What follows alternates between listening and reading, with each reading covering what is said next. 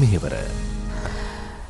අයිබෝන් සුබ දැසනක් ඔබ එකතු වෙන්නේ ජාතික මෙහෙවර වැඩසටහනත් සමගින්. ඔබ දන්නවා මේ වැඩසටහන තුළින් අපි ඔබට හැමදාමත් ඔබට ජීවිතයට වැදගත් වෙන ජීවිතේ වෙනස් කරන මාතෘකාවක් පිළිබඳව මේ පැය පුරාවටම කතා කරනවා. අද දවසේදීත් එහෙම මාතෘකාවක් පිළිබඳව තමයි කතා කරන්න බලාපොරොත්තුව. මේක බලාගෙන ඉන්න කෙනෙක් හිතනවා නම් පාසල් අධ්‍යාපනයෙන් පස්සේ ජීවිතේ වෙනස් කරගන්න කොහොමද ඉදිරි ජීවිතය මේ තුළින් ඉස්සරහට යන්නේ කියන කාරණාව අද දවසේදී පැහැදිලි කරගන්න සූදානම්. ඒ වගේම යම් පැහැදිලි කිරීමක් කරනවා නම් කෙනෙක්ට පාසල් අධ්‍යාපනය මගහැරුණා නම් ජීවිතේ ඔබේ ජීවිතේ එතනින් ඉවරයි කියලා කවුරු හරි කෙනෙක් හිතනවා නම් ඔබ පරාජය කියලා හිතනවා නම් නෑ. ඔබට අවස්ථාවක් තියෙනවා, අවස්ථාවන් ගණනාවක් තියෙනවා ලංකාව ඇතුළේ. හැබැයි මේක තමයි හොඳම අවස්ථාව කරගන්න ඔබට තිබෙනවා. අපි මේ පැය පුරාවටම කතා කරන්නේ ඒ සම්බන්ධයෙන්. මේ රටේ නිහඬ මෙහෙවරක් වසර 25ක් පුරාවට කරන ජාතික යොවුන් සේනාංකය ගැනයි අද දවසේදී අපේ කතා බහ. ඒ වෙනුවෙන් මේ මැදිරියට අද කැඳවගෙන ආවා විශේෂයෙන්ම ජාතික යොවුන් සේනාංකයේ උතුරු පළාත් සහකාර අධ්‍යක්ෂකතුමන්ව ඉමේෂ් කුලතුංග මහත්මයාව අපි ආදරයෙන් ගෞරවයෙන් ඔබතුමා මේ වැඩසටහනට පිළිගන්නවා අද දවසේදී. ඒ වගේම අපි තවත් ආරාධිත අමුත්‍යක් මේ වැඩසටහනට කැඳවගෙන ආවා. ඒ තමයි පඬුවස්නුවර මධ්‍යස්ථානාධිපති තුමියව තරංගී කරුණාරත්න මහත්මියව අයිබෝන් කියලා ඔබ වැඩසටහනට පිළිගන්නවා. ඔබත් මේ දෙදෙනාත් එක්ක තමයි අද දවසේදී කතා බහ කරන්නට සූදානම. ජාතික යොවුන් සේනාංකය පිළිබඳව වන කාර්යභාරය පිළිබඳව ඔබට ජාතික යොවුන් සේනාංකයෙන් ඔබට විය යුත්තේ මොන වගේ වැඩ කටයුතුද කියන කාරණාව ගැනත් අපි අද දවසේදී කතා කරන්න සූදානම්. බොහොමින් වැදගත් වන පැයක් බවට පත් වේවි කියලා විශ්වාස කරනවා මේ වැඩසටහන ආරම්භන ඔබට. මුලින්ම යන්නේ මම සහකාර අධ්‍යක්ෂකතුමා ගාවට ඉමේෂ් කුලතුංග මහත්මයා ගාවට. ජාතික යොවුන් සේනාංකය ගැන කතා කරද්දී අපි මුලින්ම කතා කරමු මේකේ මොන වගේ මූලික අරමුණක්ද ඔබතුමාලගේ තියෙන්නේ මේ ජාතික යොවුන් සේනාංකය? ජාතික යොවුන් සේනාංකය 2002 ආරම්භ කරේ. එතන ඉඳන් මේ දක්වා අපි පුරා අවුරුදු 25ක් ශ්‍රී ලාංකීය තාරුණ්‍ය වෙනුවෙන් විනය, නායකත්වය, පෞරුෂය කියන මේ ත්‍රිවිධ සංකල්පත් එක්ක එකතු වෙලා අපි ලොකු ගමනක් ඇවිත් තියෙනවා. අපේ මූලික අරමුණ වෙන්නේ දැක්මක් වන්නේ අපේ අපිට අවශ්‍ය කරන ශ්‍රී ලාංකීය තාරුණ්‍යයට සමබර මනසකින් යුත්, පෞරුෂයකින් යුත්, විනයකින් යුත් ශ්‍රී ලාංකීය තාරුණ්‍යයක් බිහි කරන එක. එහෙනම් මේ අවුරුදු 25 ඇතුළත අපි ඒ කාර්ය මනා ලෙස ඉටු කරමින් යනවා. එතනදී මම කියන්න කැමති අපි 2002 ඉඳන් මේ වන විට අපි මේ අවුරුදු 25 තුළ එදා හිටපු තත්ත්වයට වැඩිය වෙනස්කම් කරමින් යුගයේ අවශ්‍යතාවන් වලට අනුගත වෙමින් අපි තාරුණ්‍යයට ඇරැසි මෙහෙවර ඉටු කරමින් පවතින ආයතනයක් කියලා කියන්න කැමතියි. ඔව් දැන් බොහෝ තරුණයන්ගේ තියෙන පෙළඹවීමක් තමයි මේ වෘත්ති අධ්‍යාපනය කියලා කියන්නේ. දැන් බොහෝ තරුණයන් පාසල් අධ්‍යාපනයෙන් පස්සේ උසස් අධ්‍යාපනය යන්නත් කලින් වෘත්ති අධ්‍යාපනයක් හදාරන්න බොහොම කැමැත්තෙන් ඉන්නවා. මේ පෙළඹිලා තියෙනවා මේ ඔබලා මේ වසර 25ක් පුරාවටම කරපු කාර්යභාරي ව්‍යාප්ත කරපු කාර්යභාරී කොටසක් විදිහට. මම ඊළඟට අහන ප්‍රශ්නේ තමයි ඔබතුමාගෙන් වෘත්ති අධ්‍යාපනය තරුණියක්ට කොච්චර වැදගත් වෙනවද ජීවිතේ ඉස්සරහට යන්න? අපි මේ ගැන කතා කරද්දී අපි ළඟ තියෙන හැම තරුණියකටම පළවෙනි දේ තමයි අපි තරුණ සමාජයට සයි බල ගැන්වීම, තරුණියෙක් විදිහට සයි බල ගැන්වීම, තරුණ සංවර්ධනය, රැකියාවක් සඳහා පුහුණු කිරීම, ඊළඟට වෘත්තීමය සංවර්ධනයක් ඇති කිරීම. මෙතනදී අපි දැන් ඔබතුමා කතා කරපු විදිහට අපි වෘත්තීමය පැත්තට කතා කරොත් එහෙම අපේ ළඟ එන මේ තරුණ පිරිසට මාස 3ක අපි ඉස්සල්ලාම මූලික ජීවන නිපුණතා පාඨමාලාව යන්නේ. එතනින් අපි මේ ළමයාව අපි තෝරගන්නවා මේ ළමයාගේ දක්ෂතාවය මොකද්ද, හැකියාව මොකද්ද. ඒ අනුව අපි එයාව වෘත්තීමය පැත්තකට යොමු කරනවා.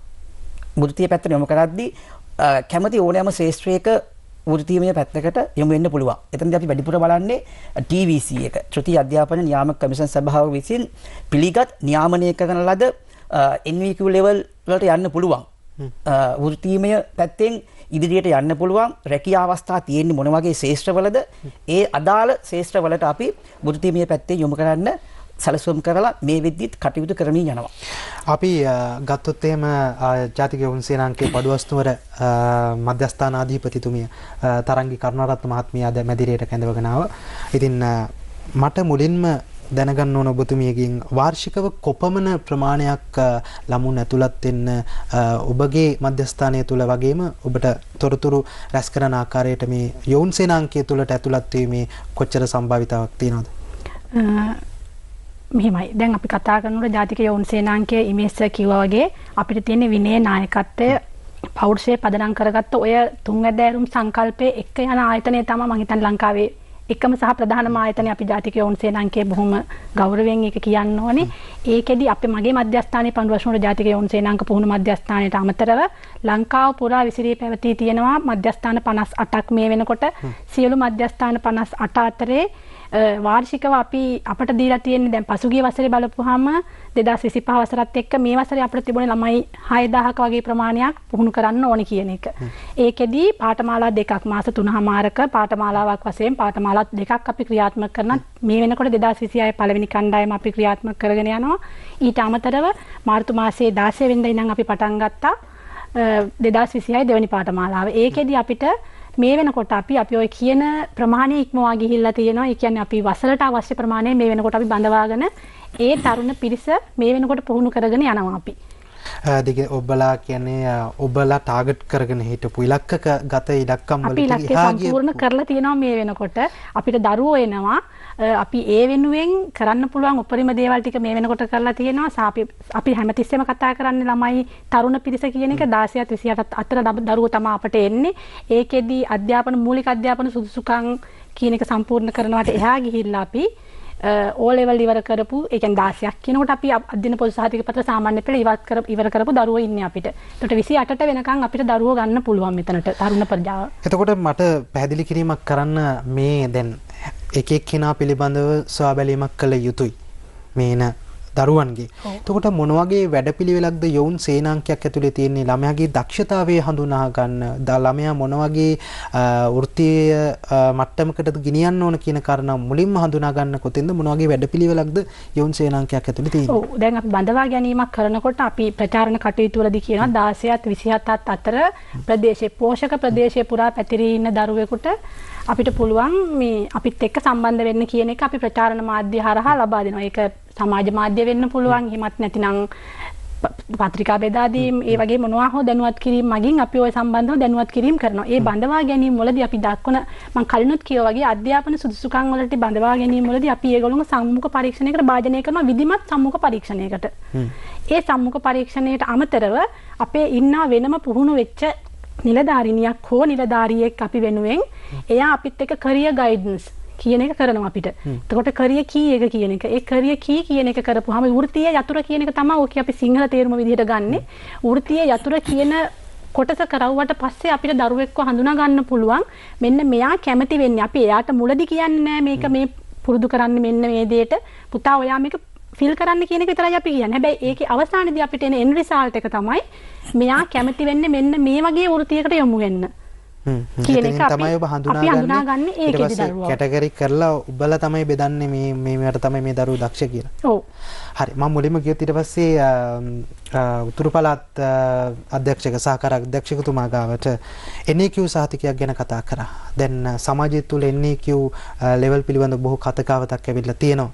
මේ ගෙවි ගිය වසර කිහිපය පුරාවටම වෘත්ති අතින් ගත්තාම NAQ ගැන යම් කිසි පැහැදිලි කිරීමක් මේක බලාගෙන ඉන්න කෙනෙක්ට කරොත් NAQ සහතිකය කියන්නේ මොකක්ද, කොහොමද මේ level by 4 5 යන්නේ, කොහොමද කියන කාරණා පොඩ්ඩක් පැහැදිලි කරන්න. මෙතනදී මම විශේෂයෙන්ම කියන්න ඕනේ අපිට තරුණ ළමයිට රැකියාගත වීමේදී වෘත්තීය සුදුසුකම පිළිබඳ සහතිකයක් අවශ්‍ය වෙන්නේ ඇයි කියන එක.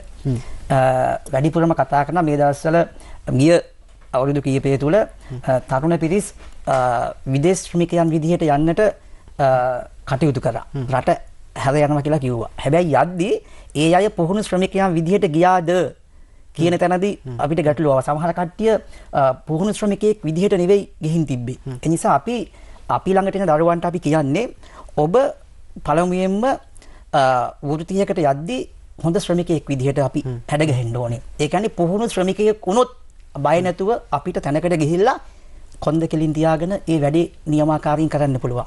ශ්‍රී ලාංකික තාරුණියෙක් විදිහට. ඒ නිසා අපි කියන්නේ වෘත්තීය විදිහට යද්දී වෘත්තීය පැත්තෙන් ඉදිරියට යනවා නම් ස්ටෙප් බයි ස්ටෙප් යන්න ඕනේ ක්‍රමවේදය මොකක්ද කියන එක අපි ඉස්සෙල්ලා හඳුන්වලා දෙනවා. ඒ අනුව තමයි අපි ළමයාව NVQ level වලට අපි යොමු කරන්නේ. මෙතනදී අපි කියන්න ඕනේ මේ මාස කීපය ඇතුළත අපි අපේ ජාතික යොවුන් සේනාංක පද්ධතිය තුල වෙනස්කම් වලට භාජන වෙමි යනවා. එතනදී අපි අපේ සියලුම මධ්‍යස්ථාන ලංකාව පුරා මධ්‍යස්ථාන 58ක් ක්‍රියාත්මක වෙනවා. එතනදී තරුණ කටයුතු සහ ක්‍රීඩා අමාත්‍යාංශයේ අමාත්‍යතුමාගේ සිට සියලු නිලධාරීන් ඊළඟට ජාතික යොවුන් සේනාංකයේ අධ්‍යක්ෂකතුමා ඇතුළු සියලුම අධ්‍යක්ෂකවරුන්ගේ පූර්ණ මඟ පෙන්වීම යටතේ අපේ සියලු මධ්‍යස්ථාන NVQ ජාතික වෘත්තීය සුදුසුකම් ලත් ආයතන බවට මේ වෙද්දි ලියාපදිංචි කරගෙන යනවා. ඒ අපි එහෙම කරන්නේ අපි දරුවන්ට කියන්නේ ජාතික යොවුන් සේනාංකය වෘත්තීමය පැත්තෙන් යන්න අවස්ථාව ඇති කරන පළවෙනි දේ තමයි අපේ පරිසරය අපි සකස් කරනවා. ඒ හින්දා සියලුම අපේ ආයතන 58ම ජාතික වෘත්තීය සුදුසුකම් NVQ level එකට නියාමනය කරන ක්‍රියාවලිය ලියාපදිංචි කරන ක්‍රියාවලිය මේ වෙද්දී අවසන් අදියරේ යන්නේ. එතනින් පසුව අපි සූදානම් අපි ළඟට එන තරුණ පිරිසට අපි තියෙන පාඨමාලාව ඇතුලේ අපි ඉදිරියේදී අපි මේක ඔබත් සමග කතා කරනවා උගන්වන විෂයන් වල ඉංග්‍රීසි විෂය සඳහා ඊළඟට තොරතුරු තාක්ෂණ විෂය සඳහා NVQ level 3 වන අදියරේ මට්ටමේ සහතිකයක් අපි ලබා දෙනවා. ඒත් එක්කම අපි වෘත්තීයමය පැත්තෙන් යොමු කරද්දී අපි වැඩිපුර බලන්නේ දැන් මේ අපේ මේජර් තරංගි කිව්වා වගේ NVQ level වලින් තියෙන වෘත්තීයමය පැත්තෙන් යන්න පුළුවන් NVQ level 3 4 5 යන්න පුළුවන් ඩිප්ලෝමා මට්ටම දක්වා යන්න පුළුවන් ශ්‍රේෂ්ඨ වලට තමයි අපි වැඩිපුරම යොමු කරන්නේ ආයතන වලට අපේ ළමයි. කියන්නේ අපි ළඟ මාස 3මාරක් පුහුණුව ලබන ඒ ළමයිට අපි මුලින්ම කරන්නේ මෘදු කුසලතා ජීවන නිපුණතා නැත්නම් අපේ ජීවත් වීම සඳහා අවශ්‍ය කරන කුසලතා ටික ඔප්නංවන එක. අපි එතනත් අපි ගෝලීය වශයෙන් අපි වෙනස් විය යුතුයි කියන තැන ඉඳගෙන 2002 ඉඳන් අපි ආපු විෂය ආවරණ නිර්දේශ කෙමෙන් කෙමේ යාවත් කාලෙන් උනත් අපි හොඳ හැරවුම් ලක්ෂයකට ඇවිල්ලා එක්සත් ජාතීන්ගේ සංවර්ධන අරමුදලත් එක්ක UNDP එකත් එක්ක එකතු වෙලා අපේ විෂය නිර්දේශ යාවත් කාලීන කරා. ඒ හරහා අපි ගෝලීය වශයෙන් තාරුණ්‍යයට අවශ්‍ය කරන සමබර පෞරුෂයකට අවශ්‍ය කරන විෂය නිර්දේශයක් අපි යාවත් කාලීන කරලා සකස් කරගෙන දැන් ඒක ක්‍රියාත්මක වෙනවා. ඒ හරහා ඒ ළමයාට අවශ්‍ය කරන වෘත්තියකට යන්න ඕන කරන මානසිකත්වය සකස් කරනවා. එතනදි තමයි කිව්වේ අපි වෘත්තීය ලැබියා පරීක්ෂණයක් කරනවා කියලා. ඒ හරහා ළමයාගේ දක්ෂතාවය තියෙන්නේ මොකද්ද? ළමයා අපි කොච්චර වුණත් ළමයා ආසාව තියෙන්න පුළුවන්.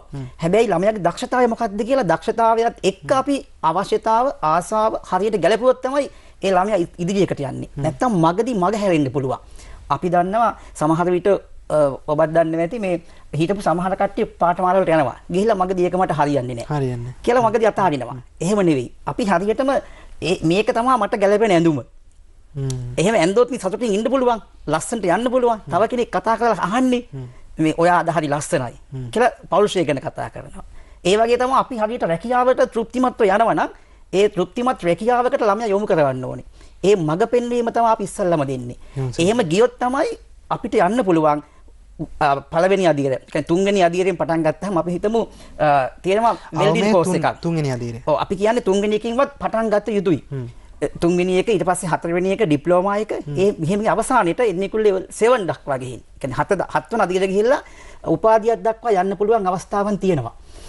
ඒ පිළිබඳව අපි හරියටම මේ තාරුණ්‍ය දැනුවත් කරලා අපි ඒ හරහා ඕන් වෘත්තීය ගමන් මඟ නිවැරදි ආකාරයකට ජාතික යොවුන් සේනාංකය හරහා ඔවුන්ට අවශ්‍ය මඟ පෙන්වීම අපි ලබා දෙනවා.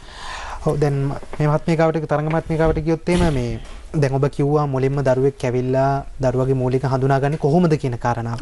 එතනින් පස්සේ දරුවා අවමයේ මාස 6ක කාලය මාස 3ක කාලයක් විතර ඔබ සෙවණි ඉන්නවා ඔබලා සෙවණි යොවුන් සේනාංකයක් තුල. දරුවා එතනින් එහාට මොන වගේ දේවල් වලටද මුහුණ දෙන්න තියෙන්නේ මොන වගේ ක්‍රියාකාරකම්ද තියෙන්නේ ඒ වගේම දැන් මේක බලාගෙන ඉන්න දෙමව්පියෙක්ට හිතෙන්න පුළුවන්නේ අර සර් කිව්වාගේ සමහරක් ඇතෑරෙන අවස්ථා තියෙනවානේ දරුවෝ. ළමයා මේ තුල මේ පාඨමාලාවල් තුල ඇදබැද තබා ගන්න යොවුන් සේනාංකයක් තුල තියෙන මොන වගේ ක්‍රියාකාරකම්ද? ඔව් දැන් අපි කතා කරපුවාම ඉමේස් කිව්වා වගේ අපි මූලික ජීවන කුසලතා පාඨමාලාව කරනවා. එතකොට අපි ළඟට එන සමහර දරුවෝ ඉන්නවා ඉස්කෝලේක සින්දුවක් කියලා නැති. නර්තනයක් ඉදිරිපත් කරලා නැති.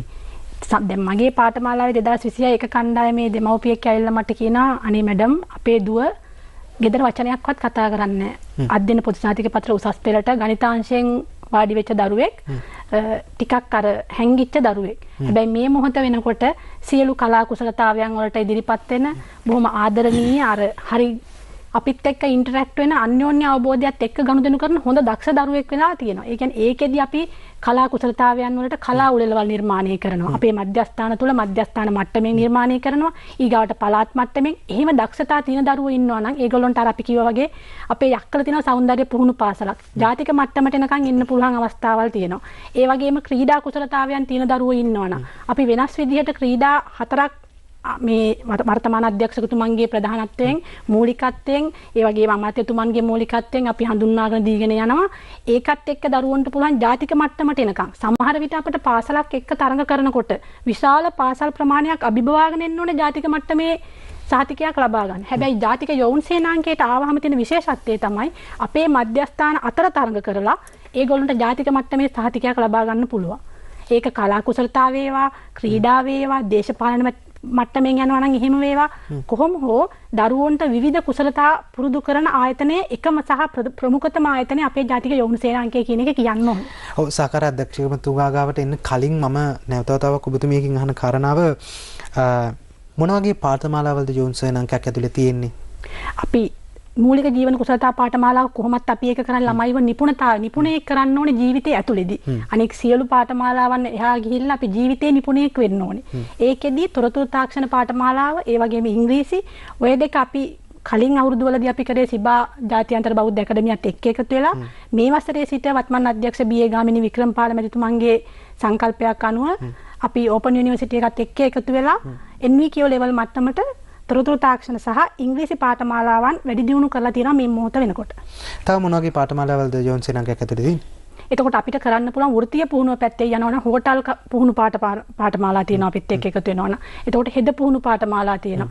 දරුවෙක් කැමති වෙන මොකක් හෝ වෘත්තීය පුහුණුව කුමක් හෝ වේවා අපි ඒ වෙනුවෙන් යොමු කරනවා. ඒ වෙනුවෙන් අපිත් එක්ක සාගර විශ්වවිද්‍යාලයේ මේ වෙනකොට එකතු වෙලා ඉන්නවා. එතකොට සර් කිව්වා වගේ අපි NVQ දෙන්න පුළුවන් බොහෝ ආයතන අපිත් එක්ක එකතු කරලා තියෙනවා. අපේ ප්‍රදේශවලට ආවේනික වෙච්ච වෘත්තීය පුහුණු ලබා දෙන ආයතන අපිත් එක්ක එකතු වෙලා ඉන්නවා. ඒගොල්ලෝ TVC එකත් එක්ක රෙජිස්ටර්ඩ් වෙලා තියෙනවා. ඒක නිසා ඒ හම්බෙන සහතිකය සියලු පාඨමාලාවන් අපෙන් අර සර් කිව්වා වගේම ශිෂ්‍යත්වයක් එක්ක පිරිනමන සහතික. ඉතින් මේවා ඔක්කොම හම්බෙන්නේ අපේ මූලික ජීවන කුසලතා සහ ඉංග්‍රීසි තොරතුරු තාක්ෂණ කියන පාඨමාලාවන් එක්ක යන ඒවා තමයි තියෙන්නේ. ඒ මූලික පුහුණුව මාස 3මාරින් පස්සේ තමයි අපි වෘත්තීය පුහුණුවකට මේගොල්ලෝ අර විදිහට හෝටල් ශාස්ත්‍රය හෝ වෙනත් මොකක් හෝ ශාස්ත්‍රයකට අපි යොමු කරන්නේ ඒ විදිහට. ඒ මාස 3 මට පැහැදිලි කරන්න මම පළවෙනි මාස 3 මොන වගේ දේවල්ද කරන්නේ නායකත්ව පුහුණු වර්ධනය කරන්න වගේම දැන් මේ පාඨමාලාවට එන හැම ළමයෙක්ම මේ මාස 3 ඇතුලේ එකට මුහු වෙනවා. මේ මාස 3න් පස්සේ තමයි ළමයා විහිදෙන්නේ තමන්ට කැමති වෘත්තියකට. මේ මාස 3 ඇතුලේ මොන වගේ ක්‍රියාකාරකම්ද තියෙන්නේ? මොන වගේ දේවල්ද දරුවගේ වර්ධනය කරන්න බලාපොරොත්තු වෙන්නේ? දැන් අපි යොවුන් සේනාංකයේ සාමාන්‍යයෙන් විනය නායකත්වයේ පෞරුෂයත් එක්ක කරනකොට අපි හැමතිස්සෙම කතා කරන්නේ යොවුන් සේනාංකයට සම්බන්ධ වෙන දරුවෝ. හැබැයි අපි පසුගිය වසර වෙනකොට පාසල් සමස්ත ලංකාව පුරා විසිරී පැතිරී තියෙන පාසල් වලට නායකත්ව පෞරුෂත්ව සංවර්ධන එතකොට එහෙම වැඩසටහන් විශාල ප්‍රමාණයක් සිද්ධ කරනවා. ඒක පාසල් සිසුන් වෙනුවෙන් විතරක් නෙමෙයි බාහිර ආයතන වෙනුවෙන් අපි සිද්ධ කරනවා. ඒකෙදි අපි ළමයින්ට බොහෝ වෙලාවට ඒක වැඩිහිටිද එහෙමත් නැත්නම් දරුවෝද එහෙම ප්‍රශ්නිකුත් නැහැ. අපේ දරුවන්ට අපි මූලිකව උදෑසන ශාරීරික අභ්‍යාස සිදු කරනවා. ඊට පස්සේ එතනින් පස්සේ මේගොල්ලන්ට අපි ටයිම් ටේබල් එකක් දීලා තිනවා කාලසටහනක්. ඒ ටයිම් ටේබල් එක ඇතුලේ ජීවන කුසලතා සිද්ධ වෙනවා, ඉංග්‍රීසි සිද්ධ වෙනවා. මේගොල්ලන්ට හවස් යාමේ සන්ධ්‍යා ක්‍රීඩා කරනවා, සෞන්දර්ය වැඩසටහන් ක්‍රියාත්මක වෙනවා. ඒක හරහා අපි අර කියන්නේ දැන් ඉන්න Z ජෙනරේෂන් එක ඇල්ෆා ජෙනරේෂන් එක වෙනකන් ගිහිල්ලා තියෙන දරුවෝ ටිකක් ඉන්නේ. අපි ඉන්න ජෙනරේෂන් එකට එහා ගිය වෙනස් විදියට හිතන තාක්ෂණික මට්ටමින් දියුණු දරුවෝ. හැබැයි අර අපි චුට්ටක් කතා කරොත් මේක ටිකක් අඩුපාඩුවකුත් නෙවෙයි වෙන්නත් ඕනේ. සහකම්පනය කියන එකෙන් චුට්ටක් අපේ දරුවෝ මේ ඉන්න වර්තමාන පරම්පරාව 2002 පටන් ගත්ත යොවුන් සේනාංකයට සම්බන්ධ වෙච්ච තාරුණ්‍යයත් එක්ක බලලා දැන් තාරුණ්‍ය එක්ක බලපුවම ටිකක් ලොකු ගැප් එකක් තියෙනවා. ඉතින් ඒක නිසා තමයි අර සර් කිව්වා වගේ UNDP එකත් එක්ක එකතු වෙලා සිලබස් එක අප් ටු ඩේට් කරලා තියෙන්නේ අපි. මේගොල්ලොන්ගේ මේ තියෙන ස්කිල්ස් පොඩ්ඩක් ඩෙවලොප් වෙන්න ඕනේ. ඊටත් එහා ගිහින් මේගොල්ලොන්ගේ මානුෂීය බව ඩෙවලොප් වෙන්න ඕනේ. මොකද අපි හෙට ලෝකෙට අරන් යන්නේ හොඳ කුසලතා තියෙන මං හිතන්නේ අධ්‍යාපනයේට එහා ගිය කුසලතාවයක් තියෙන්න ඕනේ. ඒකත් එක්ක දරුවෙකුට එන්න ඕනේ සහකම්පනය කියන එක.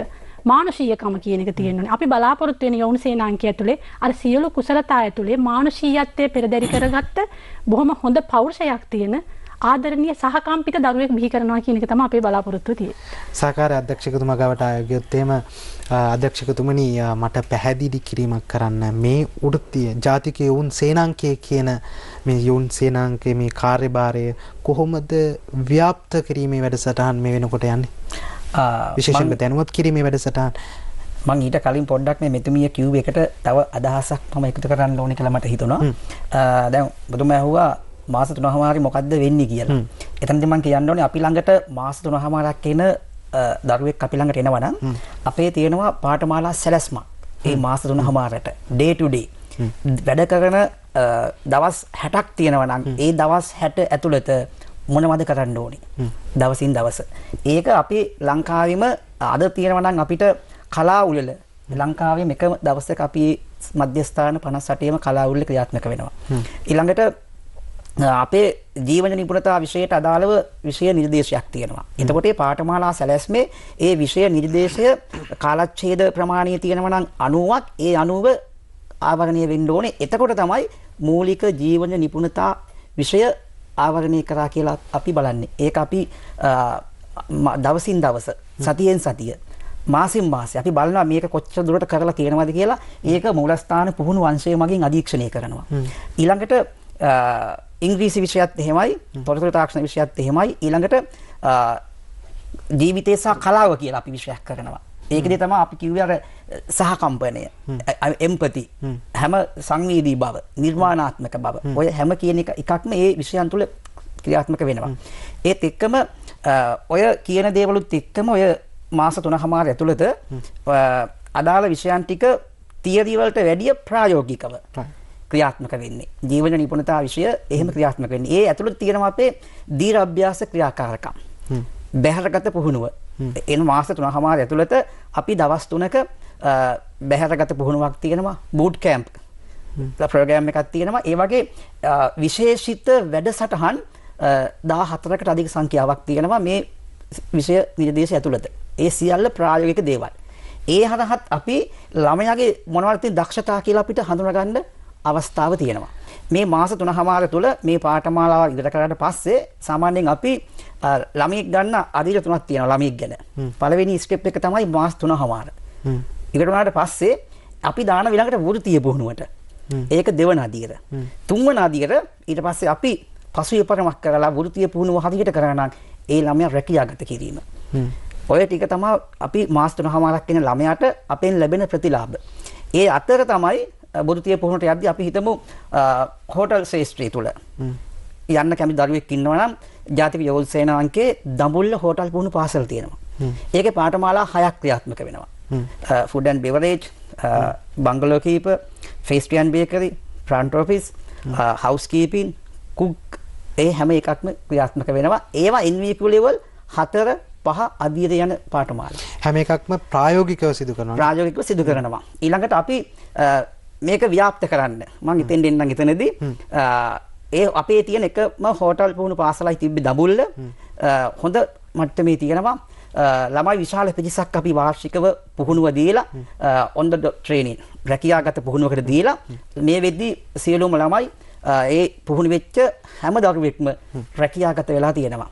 ඒකේ ප්‍රතිඵල වෙලා තියෙන්නේ අපිට අපි වාර්ෂිකව ගන්න පුළුවන් ප්‍රමාණයක් තියෙනවා. මොකද ප්‍රායෝගිකව කරද්දී තියෙන පහසුකම් එක්ක යද්දී සාමාන්‍යයෙන් 200ක වගේ පිරිසක් 300ක පිරිසක් ගන්න පුළුවන්. හැබැයි අපි සම්මුඛ පරීක්ෂණයකට එනවා 700 800. එතකොට අපෙන් එන අපි ලොකු මේ හරි කැපකිරීමක් කරලා ළමයි ටික තෝරගන්නේ. අපි ඒ හින්දා ඒක ව්‍යාප්ත කරන්න බලාගෙන දිගම්පතාන හොටෙල් ස්කූල් එකක් අපි ආරම්භ කරනවා. ඊළඟට කතරගම හොටෙල් ස්කූල් එක ආරම්භ කරනවා මේ මාසය ඇතුළත. එතකොට අපේ හොටල් පුහුණු පාසල් ව්‍යාප්ත කරලා තියෙනවා ඒ සම්බන්ධව කටයුතු කරගෙන යන්න. ඒ කියන්නේ සම්මුඛ පරීක්ෂණයට එන කිසිම දරුවෙක් අත්හරින්නේ නැතුව ඒ හැම දරුවෙක්ම තියාගැනීමේ වැඩපිළිවෙලක් මේ වෙද්දි මේ වර්තමාන කාල සීමාව තුළ ක්‍රියාත්මක වෙලා මේ වෙද්දි ඒක ක්‍රියාවට නංගමින් යනවා. අපි මේ පැත්තෙන් ව්‍යාප්ත කරගෙන ඒ සම්බන්ධව අපි කටයුතු කරගෙන යනවා. ඔව් මට පැහැදිලි කිරීමක් කරන්න තරංගි මහත්මිය දැන් මේ හෝටල් ශාස්ත්‍රය ගැන කතා කරා. අපේ සංචාරක ශාස්ත්‍රයේ යම් වර්ධනයක් දැන් පෙන්නමින් යන කාලවකවානුවක් සංචාරක ශාස්ත්‍රය ඇතුලේ මොන වගේ අවස්ථාද මේ යෝන් සේනාංකෙන් එළියට එන දරුවෙක්ට තියෙන්නේ?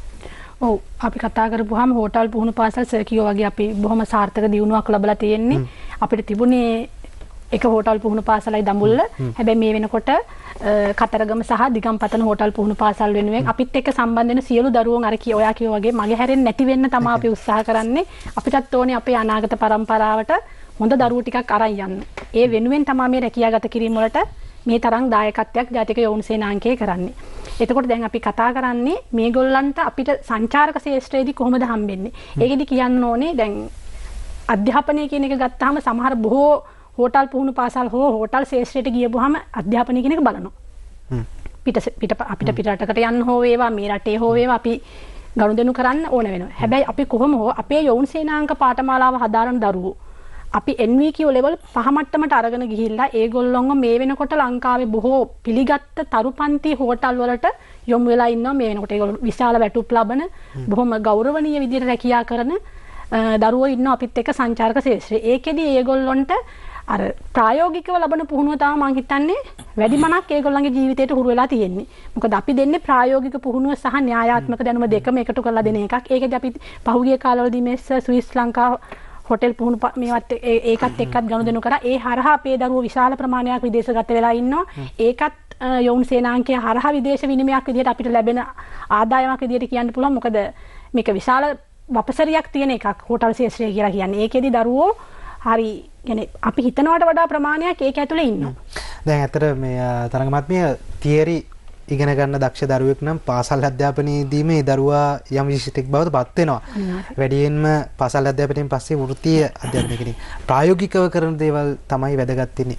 මේ වගේ මේ ප්‍රායෝගිකව සහ නැත්නම් මේ තියරි පැත්ත මේ දෙක ගනිද්දී ඔබ විශ්වාස කරන ආකාරයට ප්‍රායෝගික දේවල් කරද්දී මේ පාඨමාලාවක් ඇතුලේ මොන වගේ වර්ධනයක්ද දරුවෙක් සිද්ධ වෙන්නේ?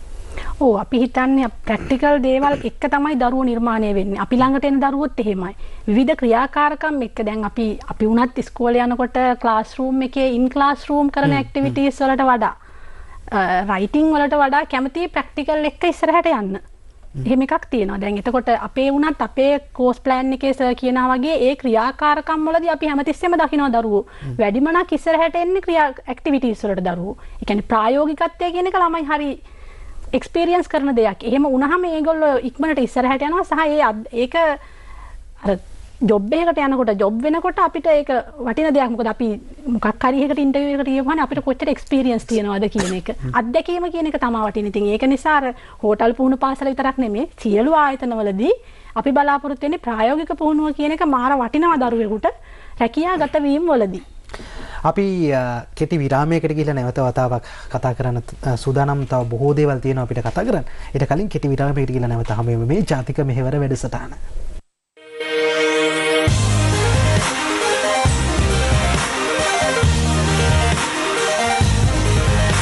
ජාතික මෙහෙවර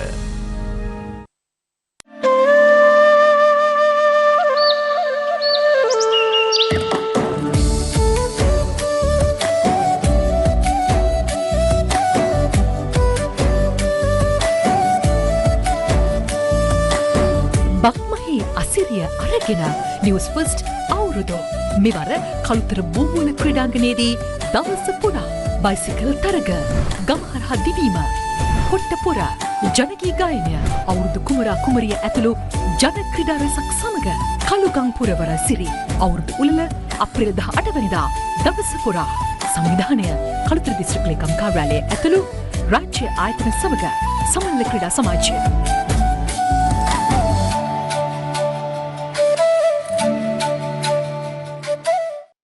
Your afternoon starts with ABC on TV1. World news, sports news, documentary, Stay informed. Stay ahead. Every weekday, 12:30 p.m. to 6:30 p.m. ABC Afternoon. Only on TV1.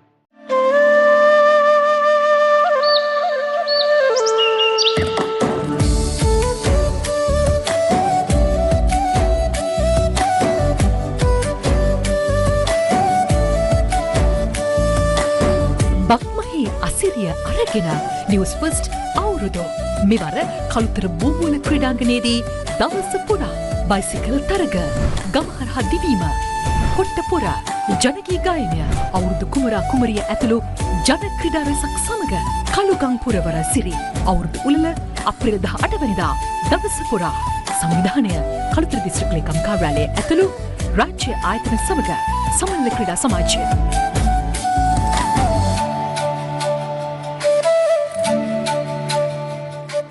මේ විවාදය වයිල් කාඩ් විවාදය. මිනිස්සු බලාපොරොත්තු වෙන්නේ ව්‍යාපදිංචි කරපු සීල් එකක් නෙමෙයි. රියල් මිලියන 82කට වෙච්ච දෙයක් හොයාගන්න කොහොමද හිතවනුවේම හොදටම මුණ වෙලා තියෙනවා. කීයටවත් අපි කිව්වද මේ විවාදය තුළ උදව් කරන්න එපා නොමිනිසුන් වෙන්න. ආපදාවක ලක්ුණෙන් පස්සේ මේක විධිමත් ආයතනයක්ද කියලා බල ඉන්නේ. Sirasa Debater with AAT Sri Lanka. ඉරිදා සවස 6ට. Your afternoon starts with ABC on TV1. World news, sports news, documentary. Stay informed. Stay ahead. Every weekday, 12:30 p.m. to 6:30 p.m. ABC Afternoon. Only on TV1.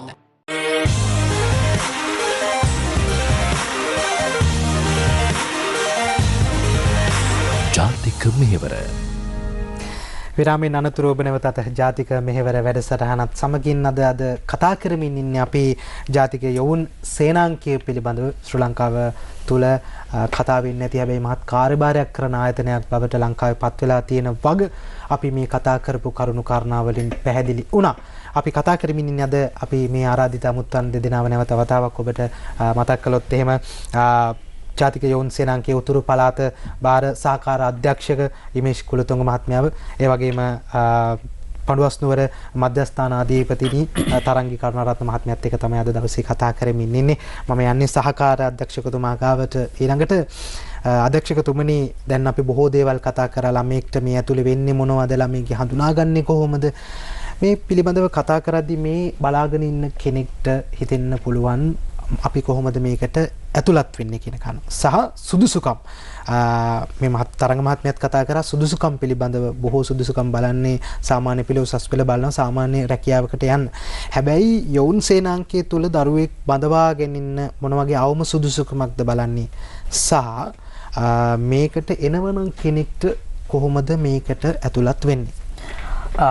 අපිට ජාතික යොවුන් සේනාංකයට පුහුණු ලාභීන් බඳවා ගැනීමේදී අපි බලන්නේ පාසල් අධ්‍යාපනය නිම කළ තරුණයෙක් හෝ තරුණියකට පුළුවන් අපිත් එක්ක එකතු වෙන්න. ඒක සාමාන්‍ය පෙළ. පාසල් අධ්‍යාපනයේ නිම කළ. එතකොට සමහර විට සාමාන්‍ය පෙළ වෙන්න පුළුවන්. එහෙම නැත්නම් උසස් පෙළ වෙන්න පුළුවන්. සමහර දරුවෝ ඉන්න මොකද මම වැඩිපුර නැගෙනහිර උතුරු පළාත්වල රාජකාරී කරද්දි මට අධ්‍යක්ීමෙන් දන්න දෙයක් සමහර දරුවෝ ඉන්නවා මට මුණ ගැහිලා තියෙනවා 10 වසරෙන් පාසල් අධ්‍යාපනය නිම කරලා සාමාන්‍ය පෙළ ලියලත් නැහැ. එතකොට ඒ වගේ දරුවන්ටත් ජාතික යොවුන් සේනාංකයේ විවුර්තයි එන්න. ඒ වගේ දරුවන්ට යන්න තැනක් නැහැ.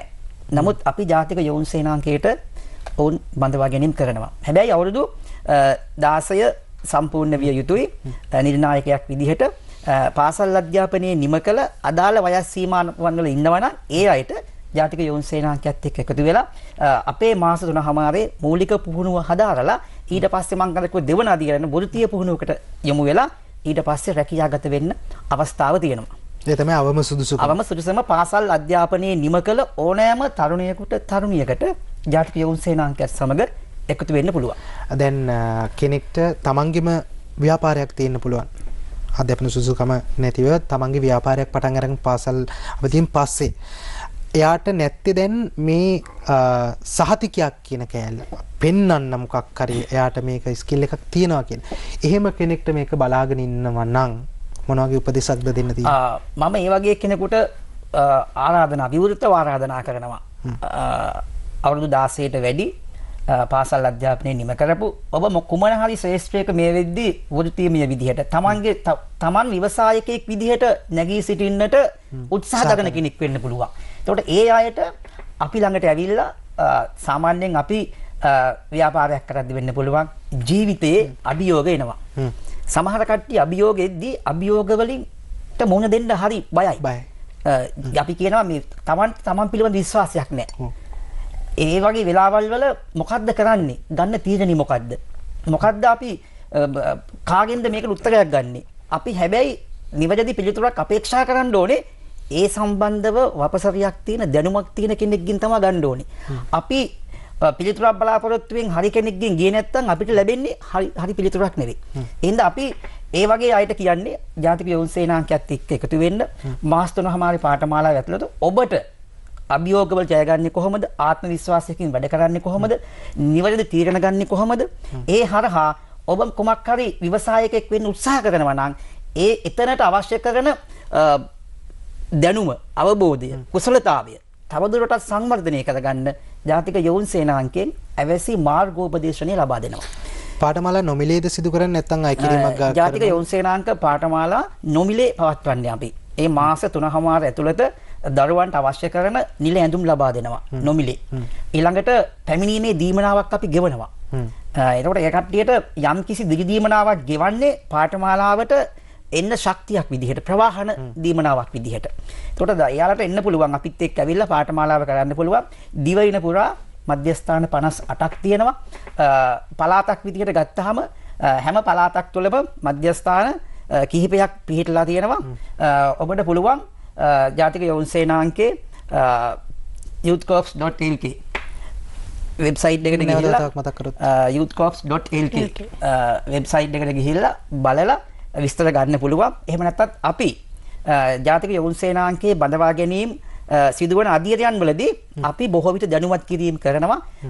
විද්‍යුත් මාධ්‍ය දැනුවත් කරනවා. ඒත් එක්කම ජාතික යොවුන් සේනාංක පිහිටි ප්‍රදේශවල පෝෂක කලාප තුල පාසල් දැනුවත් කරනවා.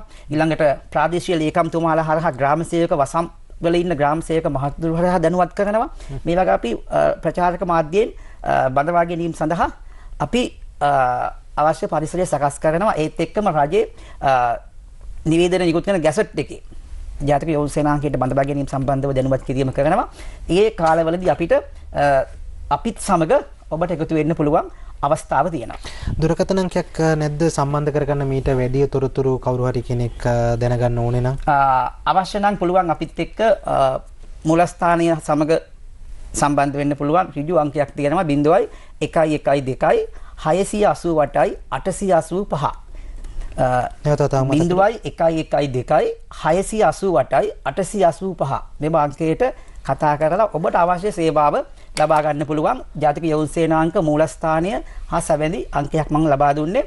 මධ්‍යස්ථානවල අවශ්‍ය නම් ඔය හරහා අපිට සම්බන්ධ කරගන්න පුළුවන් මධ්‍යස්ථාන 58ම. තරංග මහත්මිය අපි කතා කළොත් එහෙම දැන් සම්බන්ධ වෙන ආකාරය ගැන කතා කරන්නේ දැන් සර් කරපු සහකාර අධ්‍යක්ෂකතුමා කරපු කතාවේදී ආපු කාරණාවක් තමයි මේ යොවුන් සේනාංකයට ඇතුළත් වෙන දරුවෝ යම් මානසික කඩාවැටීමක ඉන්න දරුවෝ. මොකද විශ්වවිද්‍යාලයකට ඇතුළත් වෙන්න බැරුව තමන්ගේ හොඳම යාළුවා අධ්‍යාපනයෙන් ඉස්සරහට යද්දි කරගන්න මොකක්ද කියලා හිතාගන්නවත් බැරි අවස්ථාවක තමයි සමහරක් වෙලාවට සරණක් හොයාගෙන යොවුන් සේනාංකයට එන්නේ. මේ දරුවෙක්ට මේ මානසිකත්වය පහළ ඉන්න දරුවෙක්ට මේ යොවුන් සේනාංකයේ තුලින් මේ ඔවුන්ගේ මානසිකත්වය වර්ධනය කරලා මේ වෘත්ති අධ්‍යාපනයේ පැත්තෙනුත් මේ දේවල් මේ දරුවගේ ඔළුවට දාන්න මොන වගේ වැඩපිළිවෙලක්ද පන්ති කාමරයෙන් එළියේ වෙන්නේ? හරි. දැන් අපි ඕක කතා කරපුවාම අර කියන වගේ ඇත්තටම සමහර වෙලාවට අධ්‍යාපනයේ අඩු දරුවෝ තමයි අපිට එහෙම කියන්නත් බෑ. බොහෝ වෙලාවට එනවා හොඳ මට්ටමේ දරුවෝ ඉන්නවා. හැබැයි බහුතරයක් ගත්තාම අපි මැජොරිටි එක ඉන්නේ අපිත් එක්ක අධ්‍යාපනයේ යම් මට්ටමක අඩු අය තමයි අපි ළඟට එන්නේ.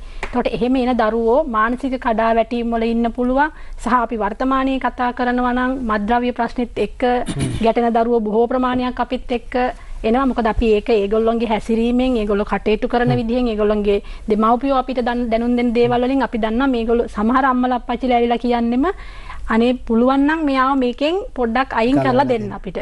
හැබැයි අපි බොහොම සතුටින් කියන්න ඕනේ එහෙම දරුවෝ අපිත් එක්ක එකතු වෙලා බොහොම හොඳ මට්ටමට හැදිච්ච හොඳ විදියට තමන්ගේ පෞරුෂය හදාගත්ත දරුවෝ ඉන්නවා. ඒකෙදි කියන්න ඕනේ අපේ පාඨමාලා සැලැස්ම ඇතුලේ පන්ති කාමර ඇතුලේදී අපි මානසික සෞඛ්‍යය ගැන කතා කරනවා දරුවොත් එක්කලා. ඒකෙදි වෙනම මනෝ උපදේශන නිලධාරියෙක් හෝ නිලධාරිනියක් මධ්‍යස්ථානයක ඉන්නවා. එහෙම නැති වුණොත් අපි අදාළ පළාත තුල ඉන්න තැනකින් ගෙනල්ලා හෝ එහෙමත් නැත්නම් ප්‍රාදේශීය ලේකම් කාර්යාල හරහා මොකද අපේ කෝස් ප්ලෑන් එකේ අපි දින වෙන් කරලා තියෙනවා ඔය වෙනුවේ දරුවන්ට කතා කරන්න. මොකද අපි හැමදාම නැත්නම් කරන්නේ උගන්වනවා එහෙම නැත්නම් වෙන මොනවා හරි දෙයක් කරනවා.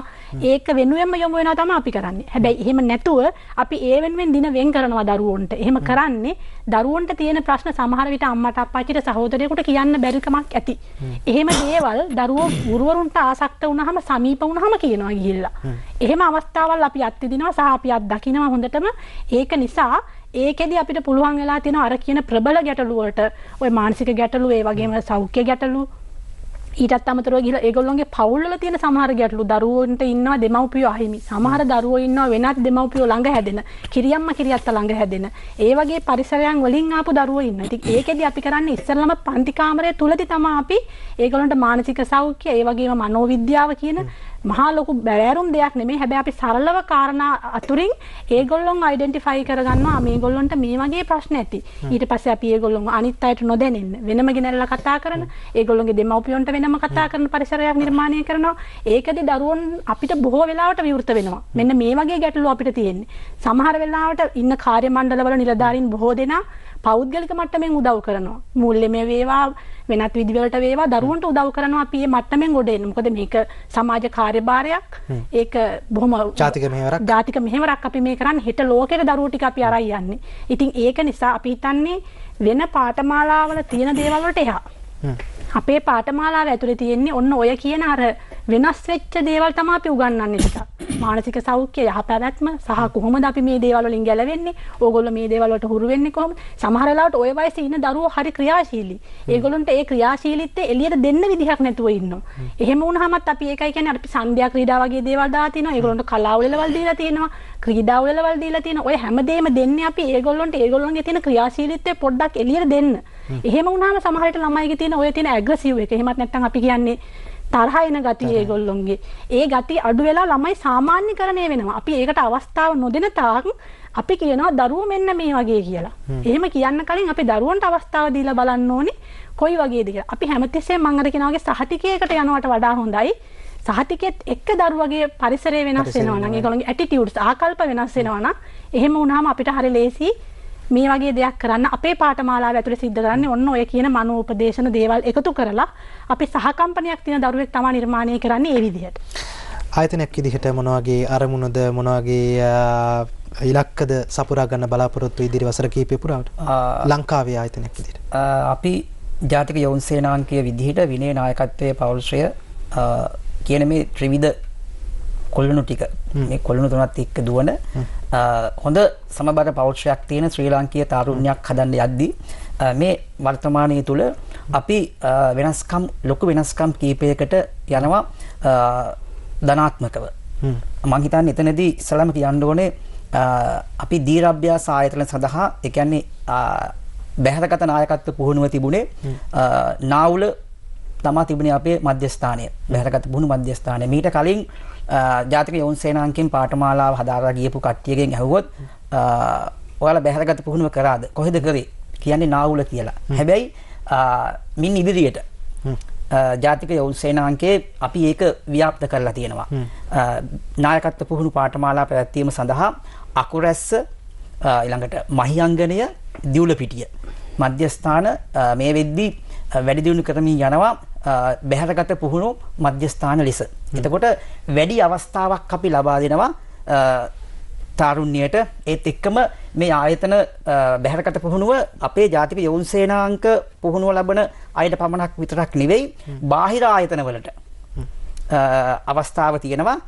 අපිත් එක්ක මේක මේ පාඨමාලාව හදාගන්න අවස්ථාව තියෙනවා. අපෙන් මේ භාවිතයට ගන්න පුළුවන් මේ මධ්‍යස්ථාන වල පෞද්ගලික ශාස්ත්‍රීය කට්ටියටත් ඇවිල්ලා යම් කිසි මුදලකට යටත්ද ඒ කට්ටියට අවශ්‍ය නම් කරන්න පුළුවන්.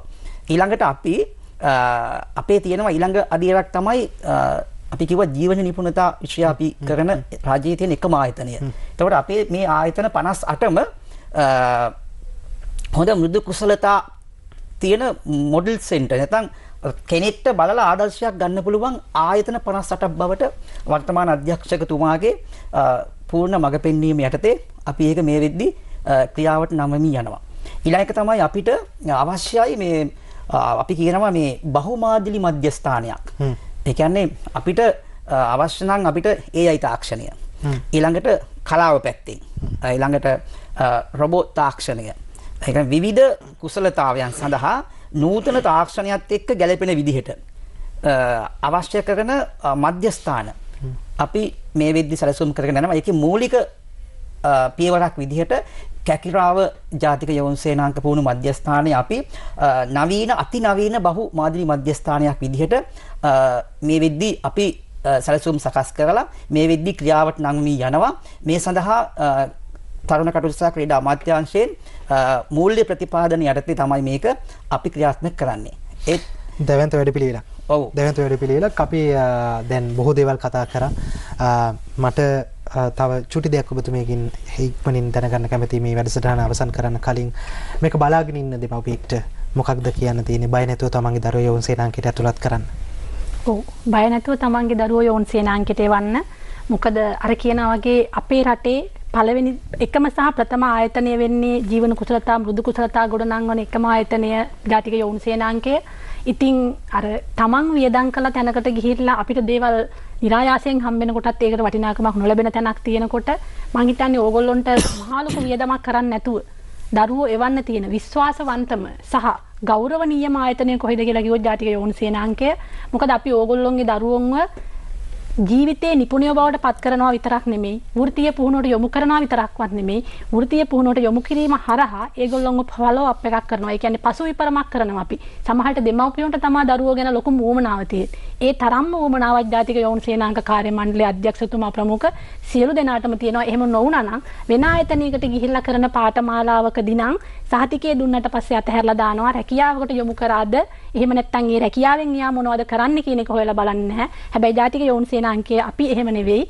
ඕගොල්ලෝගේ දරුවන්ව ඔබේ දුව පුතාව අදාළ පාඨමාලාවෙන් පස්සේ බොහොම ගෞරවනීය සහතිකයකට පස්සේ අපි වෘත්තීය පුහුණුවකට යොමු කරනවට අමතරව උසස් අධ්‍යාපනයකට යොමු කරනවට අමතරව අපි ඒ සම්බන්ධයෙන් හොයා බලනවා සහ අපි වගකීමක් ගන්නවා සහ ඊට පස්සේ තමයි අපි ඒගොල්ලොන්ව රැකියාගත කිරීමකින් පස්සේ තමයි අපි නිදහස් වෙන්නේ. මෙන්න මේ දරුවෝ මේ වගේ මට්ටමකට රටට හොඳ දරුවෙක් කරලා තියෙනවා අපි. රටට සම්පතක් කරලා තියෙනවා. එහෙමත් නැත්නම් වත්කමක් විදිහට අපි දෙයක් දායාද කරලා තියෙනවා.